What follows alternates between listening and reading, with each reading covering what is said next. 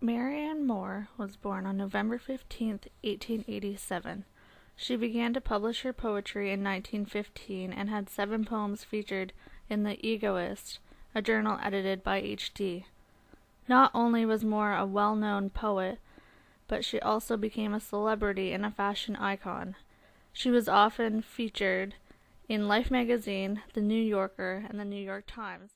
She was born in Kirkwood, Missouri, in the manse of a Presbyterian church where her grandfather worked as a pastor. She was the daughter of a mechanical engineer named John Milton Moore. Moore entered Bryn Mawr College in Pennsylvania, where she did her Bachelor of Arts. After her 4 years at Bryn Mawr, she graduated with majors in history, law, and politics. Following her Bachelor of Arts, Marianne Moore served as the editor of the literary and cultural journal, The Dial. Upon her first publication in 1915, Moore came to the attention of many poets as diverse as Wallace Stevens, Ezra Pound, and T.S. Eliot.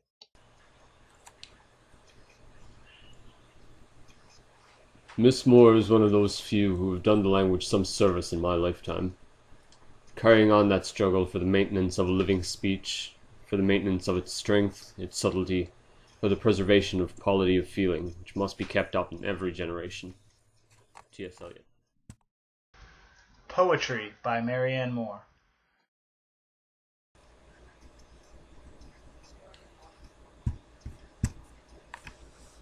I too dislike it. There are things that are important beyond all this fiddle. Reading it, however, with perfect contempt for it, one discovers in it, after all, a place for the genuine.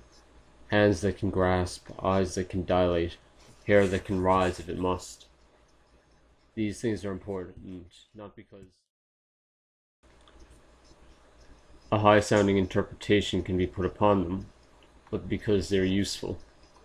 When they become so derivative as to become unintelligible, the same thing may be said for all of us.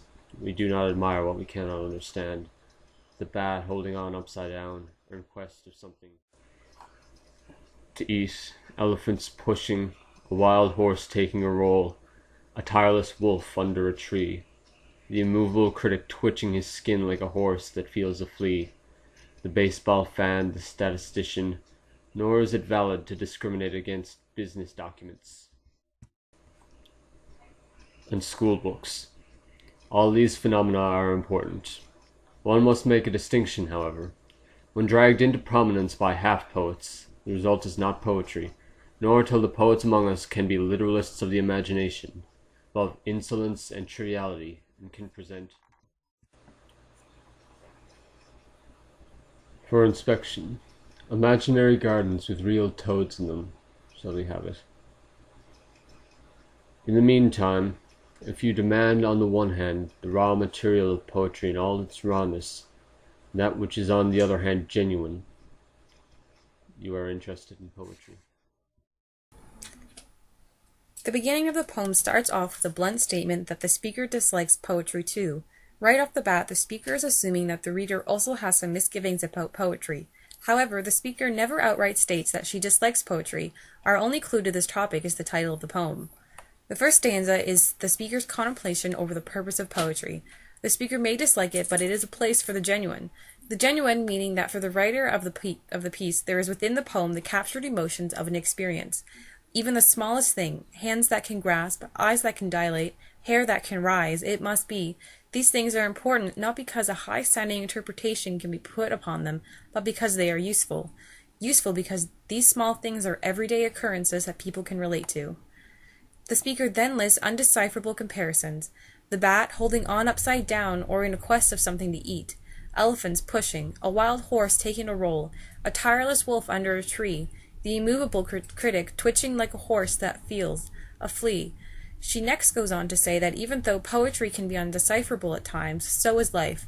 Poetry can use abstract forms and terms, but it is not different than life. Everything has a purpose in the human life.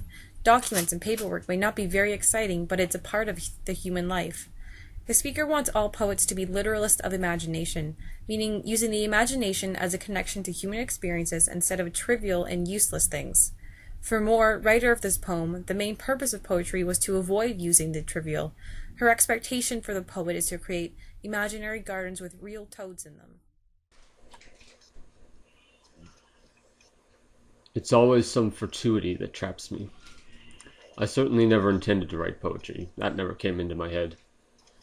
And now, too, I think each time I write that it may be the last time. Then I'm charmed by something and seem to have to say something. Everything I've written is the result of reading or of interest in people. I'm sure of that. I had no ambition to be a writer. Marianne Moore's main goal was to express her idea that meter or anything else that claims to be poetry is not as important as delight in language and precise, heartfelt expression in any form whatsoever.